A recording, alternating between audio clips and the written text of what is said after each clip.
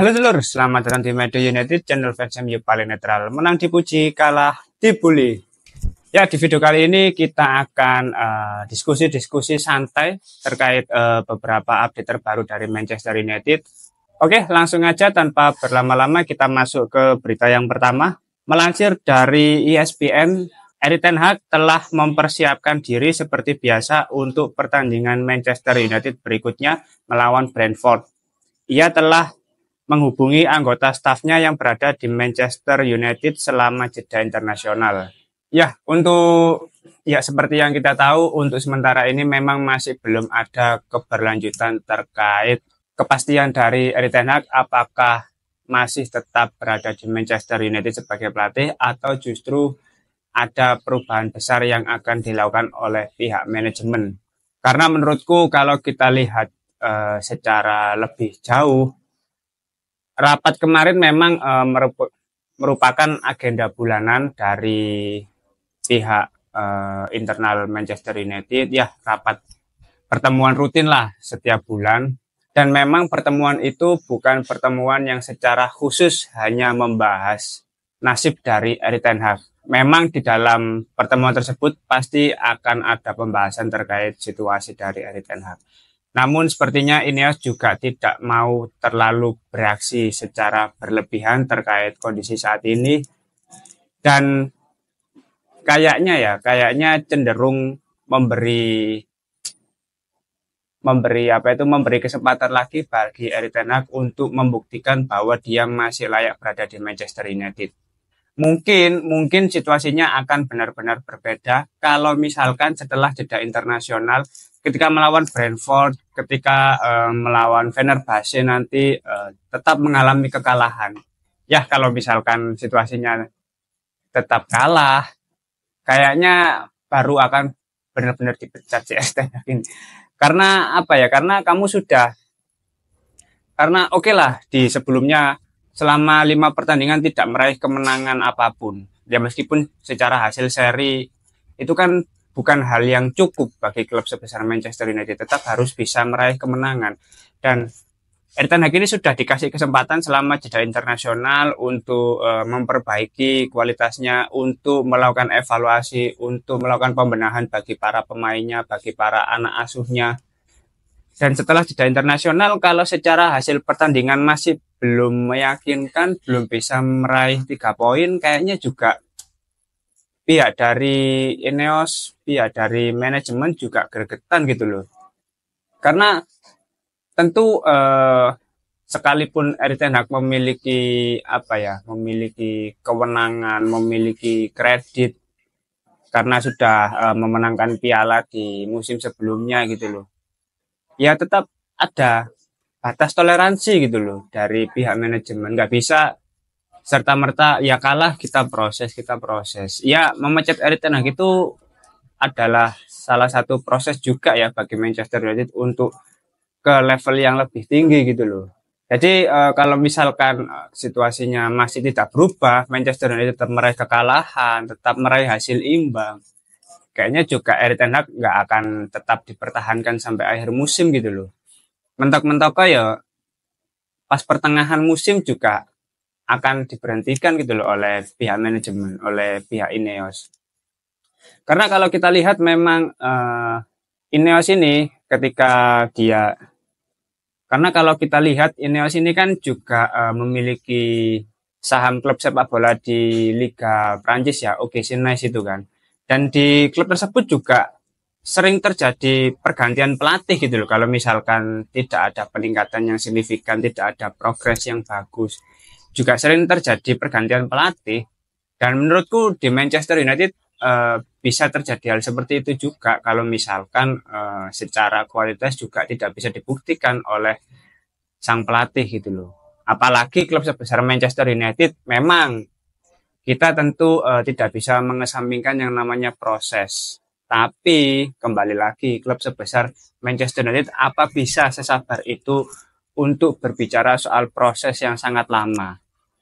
Karena kembali lagi ya, ini bukan musim pertamanya Erik ten Hag, ini sudah musim ketiganya. Dan kalau misalkan di musim ketiganya masih belum ada hasil yang bagus, belum ada konsistensi di setiap pertandingan, ya menurutku Erik ten Hag bukanlah sebuah jawaban bagi Manchester United untuk meraih ke level yang lebih tinggi gitu loh.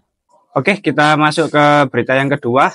Melansir dari Fabrizio Romano, untuk saat ini Erik ten Hag belum menerima komunikasi apapun tentang masa depannya dari Ineos. Ten Hag tetap tenang dan bersiap untuk pertandingan melawan Brentford.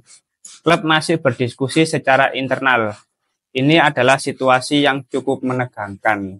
Ya, ini tidak jauh berbeda dari berita sebelumnya, namun memang untuk saat ini situasinya masih belum dipastikan dan diklarifikasi secara resmi dari pihak Manchester United terkait nasib dari Erik ten Hag sebagai pelatih di Manchester United. Ya, kembali lagi kalau misalkan pihak dari manajemen benar-benar memberikan toleransi setelah jeda internasional bagi Erik ten Hag, dan ketika Erik ten Hag tidak bisa membuktikan kualitasnya sebagai pelatih yang pantas berada di Manchester United, ya kita tunggu saja nanti setelah melawan Brentford seperti apa. Kalau misalkan tidak bisa meraih kemenangan, ya kita lihat lagi ketika melawan Fenerbahce di ajang Europa League. Apalagi itu laga tandang ya. Pertandingan penting sesama pelatih dan mantan pelatih Manchester United, Jose Mourinho.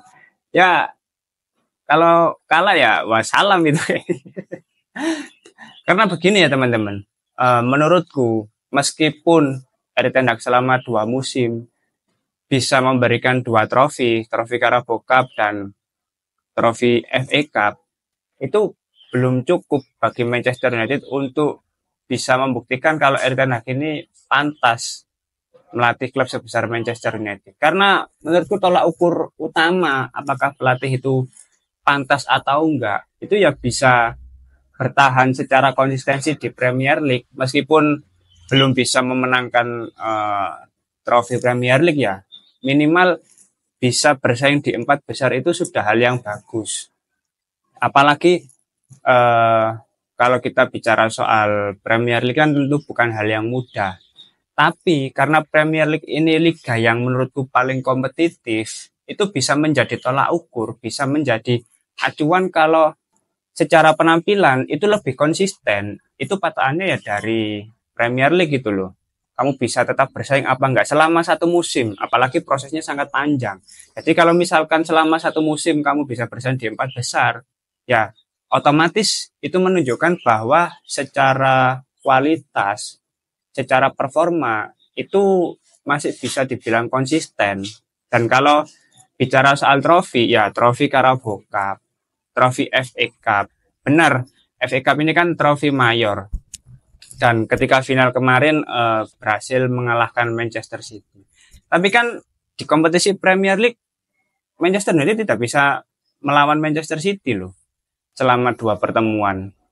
Ini kan membuktikan bahwa ya konsistensi itu yang masih dibutuhkan oleh Erik ten Hag kalau ingin bertahan di Manchester United sebagai pelatih gitu loh.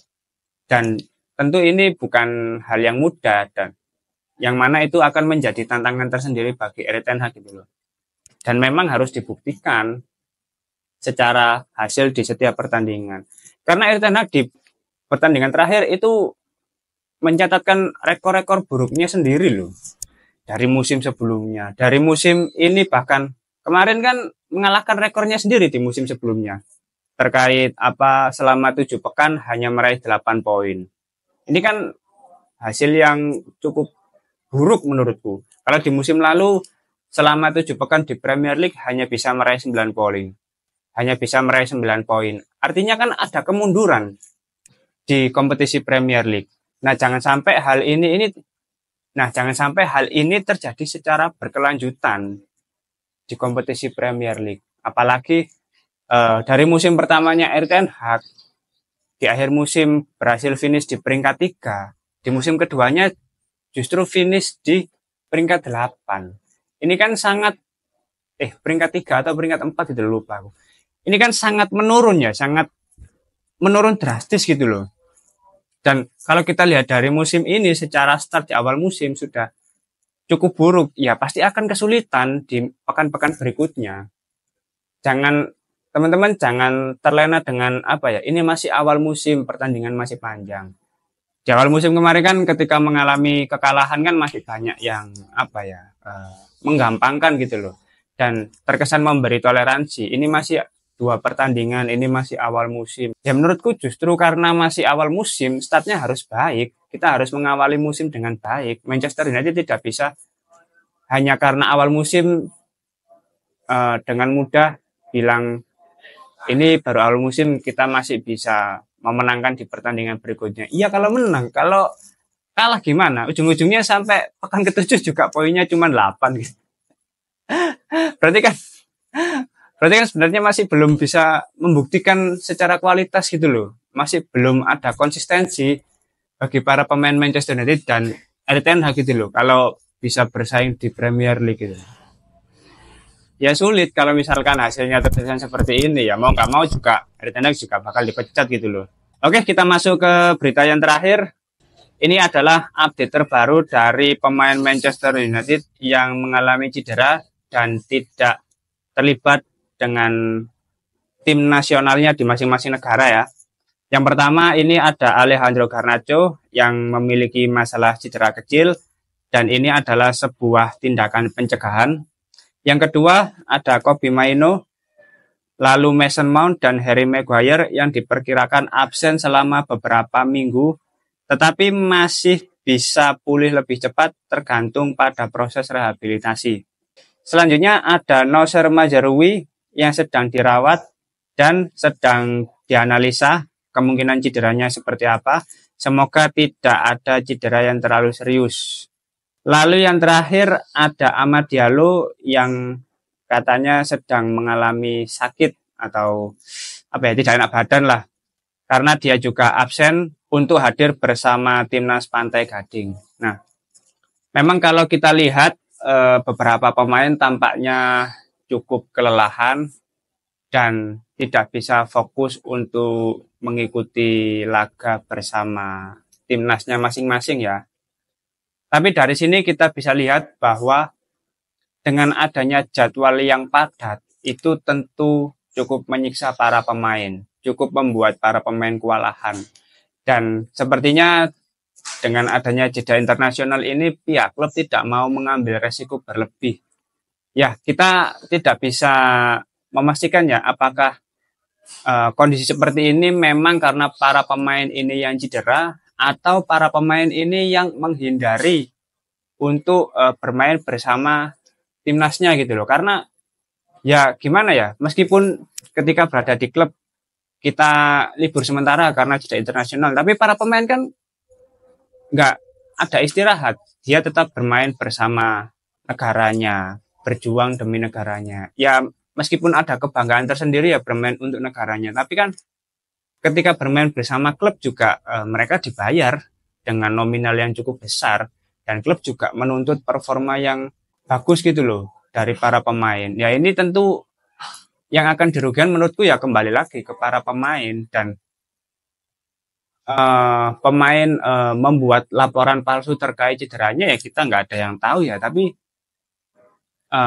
benar enggaknya ini menurutku sudah dibuktikan di klub-klub sebelumnya sudah ada beberapa pemain yang mengalami cedera karena tingginya dan banyaknya jadwal pertandingan yang harus dijalani oleh para pemain, yang mana menurutku ini juga cukup menyiksa para pemain ya, karena yang diprioritaskan dari UEFA itu hanya memperdulikan profit, tapi tidak memikirkan para pemain ini seperti apa. Betul, para pemain ini juga dibayar tinggi, tapi kalau misalkan kita sendiri berada di posisi tersebut loh, juga keteteran gitu loh, dengan padatnya jadwal pertandingan yang harus dihadapi para pemain gitu loh. Wong kita sendiri aja tiap minggu ada 2 match aja kadang masih kelelahan, kadang ketiduran gitu loh. Sak kuat-kuate lho lur. Wong pasti ana pegele juk. Gak iso dipaksa kerja terus. Adewe kerja nak pabrik sing koyo ngono lho. Gak kuat lho, resign juk. Dadinya pemain bal-balan. Durung lek maine elek, dikritik wong sak donya. Durung jadwal sing padat, durung jadwal latihane, durung kok ono konferensi pers dan lain sebagainya, sesi foto gini-gini es. Wake juk, kalau ono lerene, ya pasti gelah. Dan potensi cedera itu sudah pasti sangat tinggi bagi para pemain. Apalagi kalau kita lihat di beberapa pertandingan sebelumnya kan, ya pemain seperti Harry Maguire, Kobbie Mainoo itu kan sempat ditarik lebih awal karena ada potensi cedera. Lalu Nocer Mazraoui, memang beberapa pemain ini di pertandingan sebelumnya sudah kurang maksimal karena ada indikasi cedera itu. Menurutku kalau misalkan para pemain ini cukup banyak mengalami cedera ya kembali lagi seperti musim lalu ketika Manchester United harus menghadapi kasus sekitar 60-an cedera gitu loh di para pemainnya. Dan itu benar-benar menyulitkan Erik ten Hag sebagai pelatih. Maka dari itu di musim ini jangan sampai hal tersebut terjadi lagi gitu loh. Oke, mungkin itu dulu update terbaru dari Manchester United. Kalau misalkan teman-teman ada opini lain terkait berita tersebut, silakan tulis saja di kolom komentar. Kita diskusi santai seperti biasa. Terima kasih sudah menonton video ini. Jangan lupa like, komen, dan subscribe. Salam.